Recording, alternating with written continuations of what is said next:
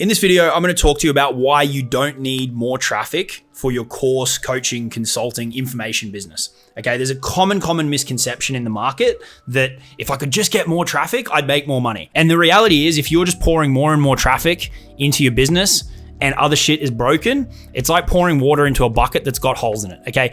And having worked with so many people in this space over the last few years, I can tell you, they think they've got a traffic problem, but in most cases, they don't, okay? So I want to talk to you about that in this video. If you haven't already, be sure to subscribe to the channel, give the video a like. If you get value from this one, check out that first link in the description so you can get details about how we build information businesses to that $50,000 to $100,000 per month mark. I think you'll learn a lot from that video that's in there. And let's jump into this one. Okay, so you'll see it everywhere, right? You'll see it on the ads on YouTube, Facebook.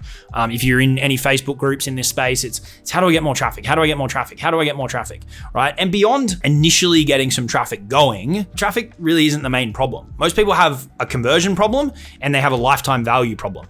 Okay, if they're only monetizing like 0.1% of the people that ever come into their world, be that an email list, a Facebook group, whatever, right, from organic sources or from ads, it's not a traffic problem. It's a conversion problem. Okay, and then once you figured out the conversion problem, it's going, okay, well, how can I turn that $100 customer into a $1,000 customer, $1,000 customer into a $10,000 customer? If you fix those two things, all of a sudden you don't need more traffic, right? Whatever trickle that you've got coming in is going to be more than enough because the LTVs just keep going up and you're converting such a high percentage of them, okay?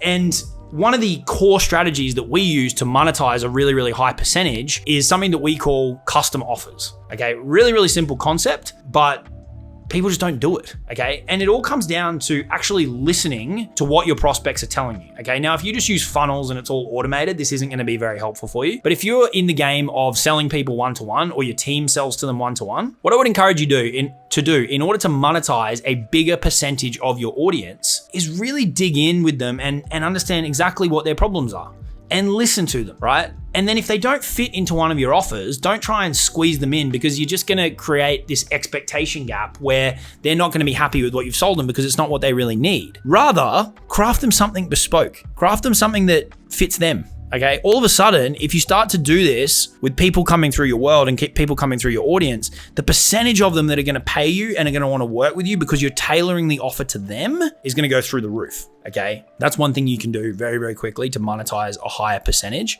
of your audience, right? You can also do this without creating new offers for everybody. You can do this by just listening to what are the major objections, pain points, problems, and adding complementary resources to your core offer that solves them, okay? Because the more of those that you stack on, handling different objections and handling reasons why people aren't joining, then the more of those people are actually going to join, okay? The point here is that you've got a lot of scope on the offer side of things to increase the conversion percentage, which means that traffic isn't going to be a problem, okay? It's the easy fix of like, oh, I need more traffic. I need the latest ad source, like ad strategy, right? I need to be on all these new platforms. And it's like, well, if you're not making money from the current traffic, then what's to say that any more traffic is going to fix that for you, right? You've got to fix that front end conversion, which means that you actually start picking up buyers, okay? And that's one way that you can pick up more people. It all just comes back to listening.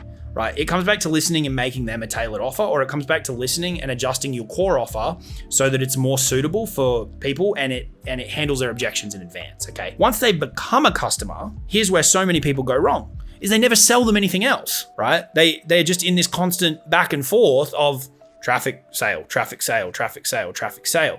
What their short-sightedness robs them of is this huge asset that they're actually building, right? And early days, I did this as well, right? I'm not immune to this. I had to learn this the hard way, right? I left a ton of money on the table, not appreciating this. That customer base that you are building, right, is the real asset in your business. The first sale is the hardest. It's the most expensive and it's the hardest. The second sale, assuming you've given them a good experience in that first product, is so easy, And even if it's 10 times the ticket price, it's so easy, right? I just went through with a client rolling out a new course. It was initially $750, now it's $1,000. They're approaching 50 members in that.